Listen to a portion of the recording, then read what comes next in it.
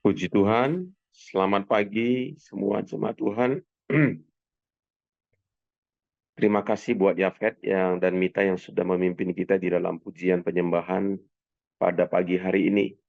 Kita akan melanjutkan eh, pembacaan firman Tuhan yang diambil dari kitab Amsal 19 ayat 17. Dikatakan di sana, siapa menaruh belas kasihan kepada orang yang lemah, memiutangi Tuhan yang akan membalas perbuatannya itu. Sekali lagi saya bacakan, menolong orang miskin, dalam terjemahan yang lain ya, menolong orang miskin sama seperti memberikan pinjaman kepada Tuhan.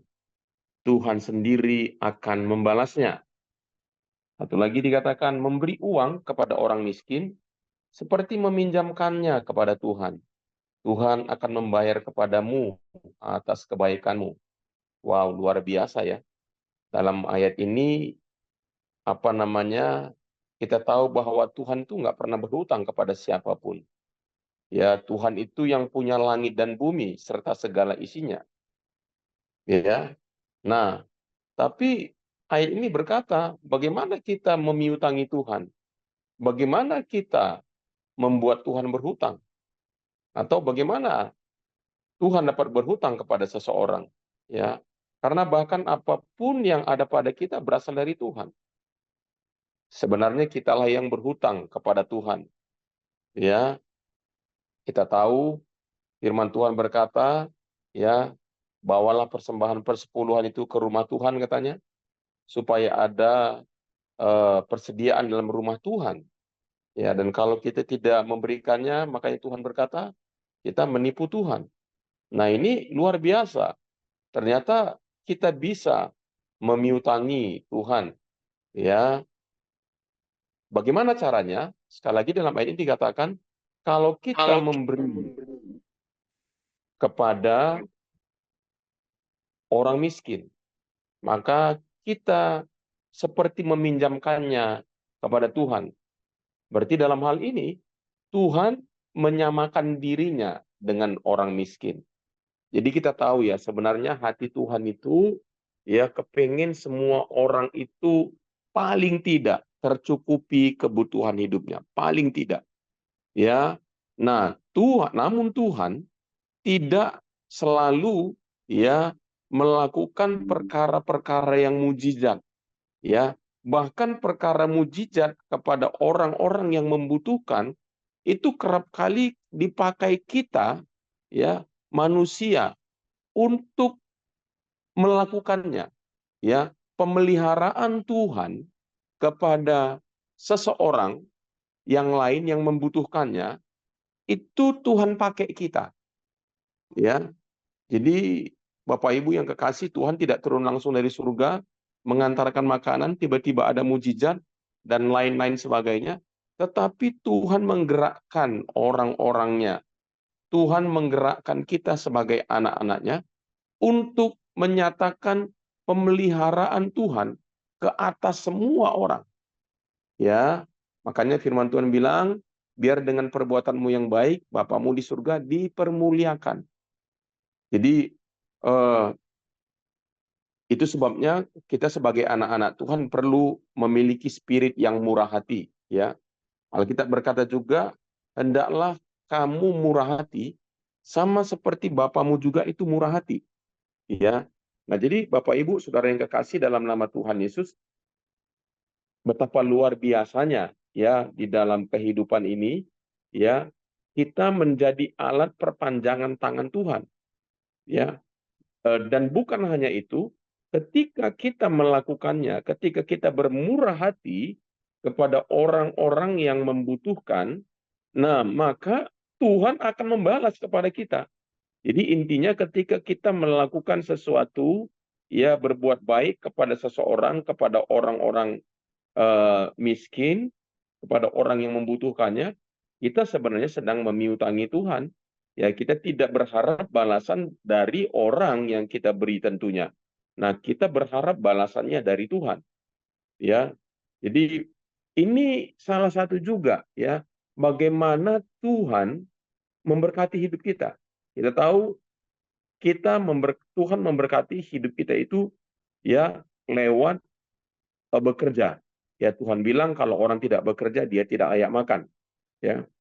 Satu lagi ketika kita mengikuti hukum-hukum perjanjiannya Tuhan. Ya.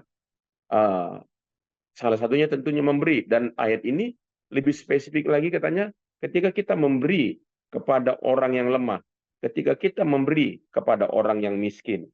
Ya, nah jadi Bapak Ibu yang kekasih dalam nama Tuhan Yesus, ini yang Tuhan ajarkan kepada kita. Nah, bandingkan saja ketika Tuhan ya sampai-sampai di dalam ayat Alkitab disampaikan bagaimana Tuhan memuji bendahara yang tidak jujur. Ya. Nah, di dalam kebenaran itu Tuhan tidak memuji ketidakjujurannya, bukan ketidakjujurannya yang dipuji oleh Tuhan. Tetapi yang Tuhan puji adalah bagaimana dia mempergunakan uang, ya, bagaimana dia mempergunakan uang yang dia curi tersebut, ya, dengan ketidakjujurannya dia pakai uang tersebut untuk apa? Untuk membangun hubungan. Nah, jadi saudara yang kekasih dalam nama Tuhan Yesus, bahkan di dalam Alkitab, kita ingat ya, seseorang yang disebut sebagai seorang Samaria. Seorang Samaria dipuji Tuhan, ya. Orang Yahudi sangat benci kepada orang Samaria. Kenapa? Karena orang Samaria itu adalah hasil kawin campur antara orang-orang Israel sama orang-orang kafir, karena orang Israel, orang Yahudi tahu bahwa bagi mereka adalah orang yang di luar Israel itu kafir, ya. Jadi orang Yahudi itu, orang Farisi itu sangat merendahkan orang Samaria. Tetapi Tuhan memberi perumpamaan itu, bayangkan itu adalah seorang Samaria, dikatakan orang Samaria yang baik hati atau orang Samaria yang murah hati. Ya. Jadi Bapak Ibu yang kekasih dalam nama Tuhan Yesus, saya sendiri melihat bagaimana orang-orang yang murah hati dalam hidupnya untuk memberi kepada orang lain. Nah, ini beda dia. Berkat Tuhan itu kepada orang tersebut itu memang benar-benar selalu berkelimpahan. Nah, jangan heran orang tersebut sepertinya enggak habis-habis sumber dalam kehidupannya. Selalu saja ada cara Tuhan orang memberkati orang-orang yang demikian. Tidak peduli apakah orang tersebut uangnya banyak atau dibandingkan dengan orang yang belum punya begitu banyak uang. Tetapi di sini adalah berbicara tentang kemurahan hati. Ya, memberi itu bicara tentang kemurahan hati. Ya, satu orang teman saya berkata, waktu dia tahu itu murah hati, dia berkata more about heart. Jadi ini lebih berbicara tentang hati orang. Ya, nah jadi Bapak Ibu, bagaimana ini bicara tentang sikap kita, ya. Nah, jadi ada dua hal dalam kebenaran ini yang saya mau kita fokus ke arah sana. Yang pertama, ya, jadi supaya kita bisa menjadi orang yang seperti dikatakan dalam firman Tuhan ini adalah yang pertama bicara tentang bagaimana sikap kita tentang uang. Ya, ini yang paling penting. Bagaimana sih sikap kita yang paling uang? Kita tahu bahwa uang itu sesuatu yang paling dekat dengan hidup manusia. Uang itu sesuatu ya yang paling dekat berhubungan dengan manusia, yang paling dibutuhkan manusia dalam hidup ini, ya uang. Ya, saya ingat dulu ada nyanyian di sekolah minggu dikatakan apa yang dicari orang uang, apa yang dicari orang uang. Nah, jadi memang tidak bisa dipungkiri saudara bahwa kehidupan ini sangat membutuhkan uang. Bahkan ketika kita pergi ke gereja pun perlu uang. Ya. Nah, jadi bagaimana sikap kita dengan uang tersebut? Ya, sebab itu berhubungan dengan kebutuhan primer, sekunder, tertier, ya. Semua membutuhkan uang. Makanya katanya, ya, segala-galanya kita perlu uang.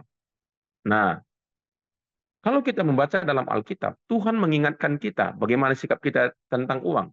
Tuhan bilang, jangan khawatir. Matius 6 ayat 31 sampai 33, sebab itu janganlah kamu khawatir dan berkata, apa yang akan kami makan? Apakah yang akan kami minum? Apakah yang akan kami pakai? Semua itu dicari bangsa-bangsa yang tidak mengenal Allah. Akan tetapi Bapamu yang di surga tahu bahwa kamu memerlukan semuanya itu. Tetapi carilah dahulu kerajaan Allah dan kebenarannya, maka semua akan ditambahkan kepadamu. Nah, Tuhan tahu ya manusia itu paling khawatir ya tentang uang, khawatir akan makan, khawatir akan minum, khawatir tidak cukup. Nah, kerap kali karena khawatir itu akhirnya kita punya pola hidup seperti bangsa-bangsa yang tidak mengenal Allah. Ya, kita akhirnya menjadikan uang itu sumber rasa aman kita. Ya, nah saya tidak berkata kita tidak bijaksana. Tentunya kita harus bijaksana. Ya, mengelola uang yang Tuhan berikan kepada kita. Ya, nah tapi Bapak Ibu jangan sampai ya uang tersebut menjadi sumber rasa tidak aman kita. Kelihatannya ada yang open mic ya. Oke, nah saya lanjutin ya. Nah jadi jangan sampai saudara uang itu menjadi sumber rasa aman kita. Nah kalau kita punya sikap seperti itu, maka kita kemungkinan besar akan apa? Akan sulit bermurah hati, akan sulit memberi, ya. Hitung-hitungan kita akan sangat tinggi. Kita bukan tidak boleh hitung-hitungan, ya, tapi hitungan-hitungan kita akan sangat ketat gitu ya. Oke. Nah, jadi uang itu bisa menjadi apa namanya? Sumber kekhawatiran dalam kehidupan kita, ya. Nah, yang berikutnya, uang itu paling sering membuat masalah dalam hidup manusia. Ya, 1 Timotius 6 ayat 10 dikatakan begini, karena akar segala kejahatan ialah cinta uang. Sebab oleh memburu uanglah beberapa orang telah menyimpang dari iman dan menyiksa dirinya dengan berbagai-bagai duka. Ya, jadi akar segala kejahatan itu karena memburu uang. Ya, karena cinta uang. Oleh sebab memburu uanglah beberapa orang telah menyimpang dari iman dan menyiksa dirinya dengan berbagai-bagai duka. Ya, oke. Jadi bagaimana caranya? Sikap seperti apa yang kita perlu miliki? Nah, Alkitab berkata, ya, kita perlu mengakui bahwa Tuhan adalah pemilik sesuatu dalam kehidupan kita. 1 Korintus 4 ayat 7 dikatakan begini, sebab siapakah yang menganggap engkau begitu penting? Dan apakah yang kau punyai yang tidak engkau terima? Ya. Dan jika engkau memang menerimanya, mengapakah engkau memegahkan diri seolah-olah engkau tidak menerimanya? Jadi kalau kita memiliki, nah ini ada kebenaran yang bisa kita ambil dari sini. Kalau kita ya memiliki sikap hati yang benar, yaitu bahwa semua yang ada pada kita, itu kita terima, itu adalah apa yang kita terima dari Tuhan, maka betapa mudahnya kita memberi. Kenapa? Karena itu yang kita terima. Nah, kerap kali yang kita pikir, oh ini kan hasil kerja kerasku, aku kan udah pontang-panting, aku kan sudah capek, enak aja dia. Nah, itu sikap yang salah, yang membuat kita sulit memberi. Ya, kalau kita bilang aku begitu capek, nah tubuh kita dari mana? Tangan kita, kepintaran kita, semuanya itu dari Tuhan. Nah, jadi kalau kita memiliki sikap bahwa segala sesuatu yang ada pada kita itu berasal daripada Tuhan, nah, maka kita akan lebih mudah bermurah hati. Ya, ayat yang tadi berkata, kalau kita tidak menjadikan uang sebagai sumber rasa aman kita, tetapi Tuhan adalah rasa aman kita, maka kita akan menjadi orang yang murah hati. Nah, jadi Bapak Ibu yang kekasih, ingatlah ketika kita memberi, kita tahu, kita berharap Tuhan balas ya, gitu. Tuhan yang membalaskannya kepada kita, ya. Nah, Daud berkata begini, 1 Tawarikh 29 ayat 11 sampai 14 dikatakan begini, ya Tuhan punya mulah kebesaran dan kejayaan, kehormatan, kemasyuran dan keagungan. Ya, segala-galanya yang ada di langit dan di bumi. Ya Tuhan punya mulah kerajaan. dan Engkau yang tertinggi itu melebihi segala kepala, sebab kekayaan dan kemuliaan berasal daripadamu, dan Engkaulah yang berkuasa atas segala-galanya. Dalam tanganmu lah kekuatan dan kejayaan. Dalam tanganmu lah kuasa membesarkan dan mengokohkan segala-galanya. Sekarang ya Allah kami bersyukur kepadamu dan memuji namamu yang agung itu. Nah, ini yang luar biasa. Sebab siapakah aku ini dan siapakah bangsaku sehingga kami mampu memberikan persembahan sukarela ini. Ya, sebab daripadamu lah segala-galanya, dan dari tanganmu sendirilah persembahan yang kami berikan kepadamu. Nah, makanya pada waktu mau membangun bait Allah itu, saudara, semua rakyatnya orang Israel, dan terutama Raja Daud, karena dia yang paling kaya, nah saudara, mereka punya spirit yang murah hati, punya spirit yang mau memberi. Kenapa? Nah, karena kebenaran ini. Ya, Daud dengan mengakui dengan rendah hati bahwa semua yang ada pada kami ini dari Tuhan. Sebab daripadamu lah segala-galanya, dan dari tanganmu lah sendiri persembahan yang kami berikan kepadamu. Jadi Bapak Ibu, kita perlu belajar ya tentang spirit ini. Ya, tentang spirit ini. Kalau kita belajar spirit ini ya dengan sungguh-sungguh, maka tidak ada alasan lagi bagi kita untuk kita menahan apa yang ada pada kita untuk kita memberkati orang lain. Ya, kita bersyukur loh, Natal kita ada orang-orang selain gereja, ada orang-orang yang bermurah hati, yang memberikan, ya, baik untuk makanan, baik untuk sembako kita. Itu saya kaget juga, ya. Ada orang yang dari luar gereja kita yang bahkan memberi, ya, walaupun tidak semuanya, ya. Ada bahagian gereja juga. Saya bersyukur juga gereja juga ya itu ikut ambil bahagian di dalam hal tersebut, memberikan sembako, memberikan bantuan. Ya, betapa senangnya teman-teman kita menerima hal tersebut, ya. Mungkin mereka sedang dalam kesusahan, mungkin mereka dalam kesulitan, ya. Ketika kita melakukannya seperti kepada Tuhan. Nah, ini yang luar biasa, ya. Spirit yang seperti ini, ya, saya berharap ini kita miliki, ya, untuk ke depan. Karena saya percaya, sama seperti nama kita Blessing Community, kita adalah komunitas yang akan menjadi berkat. Tuhan mau pakai kita, ya, dengan kita melakukannya, maka kita sedang membuka pintu-pintu berkat buat hidup kita, buat gereja kita. Nah, tadi yang pertama sikap kita kepada tentang uang. Yang kedua, sikap kita kepada orang miskin. Ya, Ulangan 24 ayat 14, 17, dan 19 dikatakan, janganlah engkau memeras pekerja harian yang miskin dan menderita, baik ia saudaramu maupun orang asing yang ada di negerimu, di dalam tempatmu. Janganlah engkau memperkosa hak orang asing dan anak yatim.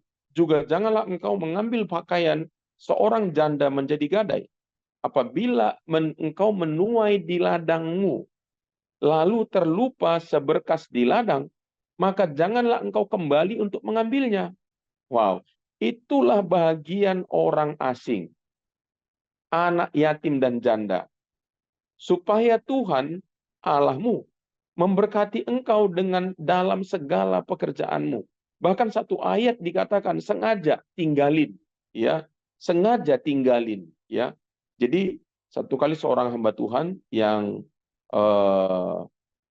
McDonald yang pernah datang ke tempat kita dikatakan orang Israel itu dia memang sebagian tertentu itu memang disisakan, ya, dari seluruh penghasilan ladang mereka apapun itu disisakan untuk orang-orang yang berkekurangan, disisakan untuk orang-orang yang miskin, ya. Jadi saya mau kita semuanya memiliki sikap hati yang seperti itu, ya. Karena itu cara Tuhan memberkati kita. Nah, satu ayat lagi dalam kitab Yesaya 58 ayat 6 sampai 8. Ya, bukan berpuasa yang kukehendaki ialah supaya engkau membuka belenggu-belenggu kelaliman dan melepaskan tali-taliku, supaya engkau memerdekakan orang yang teraniaya dan mematahkan setiap kuk, supaya engkau memecah-mecah rotimu bagi orang yang lapar dan membawa ke rumahmu orang miskin yang tidak punya rumah.